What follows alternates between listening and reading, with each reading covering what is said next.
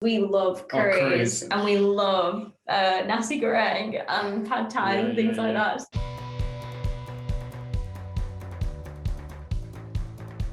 So we've spoken about the fact that being vegans and sustainability is a big part of the Two Bohemians brand. What do you do to promote this lifestyle to your followers? It's so, to be vegan and to be eco-conscious, you don't have to be perfect. And again, it's a process. Like, from all our travels, like, it's been a slow process. Tyler turned vegetarian in Australia in 2016? Yeah. And then we wasn't vegan until like 2018. And then it wasn't until we started to be more eco-conscious, when we started traveling around Southeast Asia, we saw thousands of like packets of litter, plastic bottles, cigarette butts, like in the most beautiful places. And we said to ourselves, like, we can't contribute to this. No. We have to try our hardest to help, like, to raise the awareness.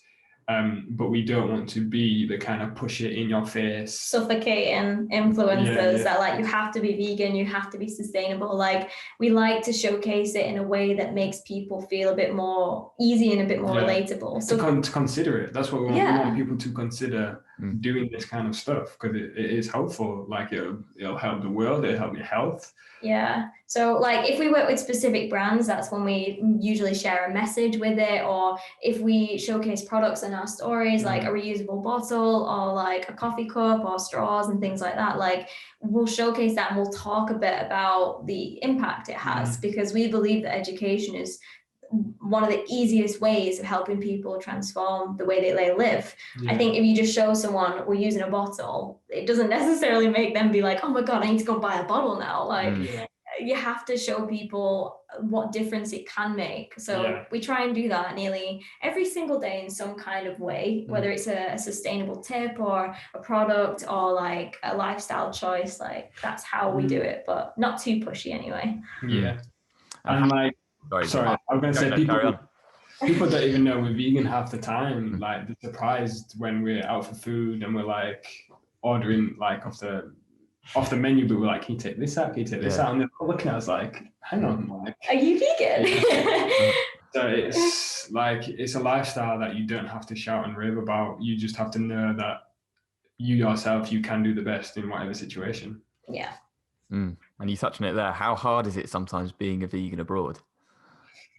Do you know what? Like, we've had no troubles, apart from, I'd say the hardest place we've been that has been really hard for vegans was probably Greece, Greece. And Croatia. If we wanted to eat out, Greece and Croatia was a little bit hard. Split in Croatia was okay. It was amazing.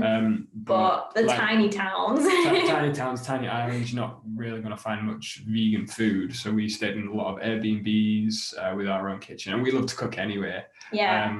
So we usually make our own food, but it's been, Southeast Asia is pretty much vegetarian anyway. Like, wherever you go, you can get so many delicious vegan and vegetarian meals. So that's and when we find a restaurant that, that does this good food, we're like, we're there almost every day. For lunch and dinner, you can't take we use an app called Happy Cow. So if we're ever in a new location, we literally look on Happy Cow and see which ones have vegan options and vegetarian options. And then obviously, if we go out for dinner, we usually recommend these places because they have something for us to eat. But otherwise, we just cook. It's not really a problem for us. Like, it's been super easy. Yeah. And is there a best country for food that you could pinpoint?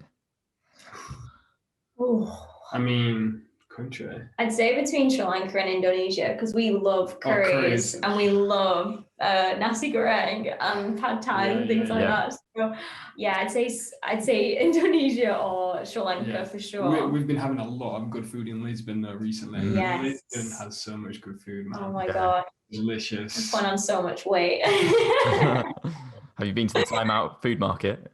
No, it was closed last time. Oh, really? We were like, we'll go in, we'll eat here tonight. I think they had some weird like weekend restriction or something, so it was closed.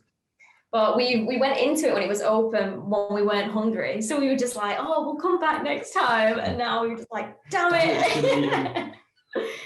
Yeah, it's an amazing vibe in there. Really, really enjoyed that. Yeah. I saw as well that you made some vegan pastel de natas. What was that like? Oh my God, they were so good. Jesus. Dangerously good. Yes. Well, I don't know what pasta del nata tastes like that's not vegan, to be honest, but I mean, it was delicious. Oh no, it was so good. You probably can't tell the difference, to be honest. They just use like soya-based custard. Yeah.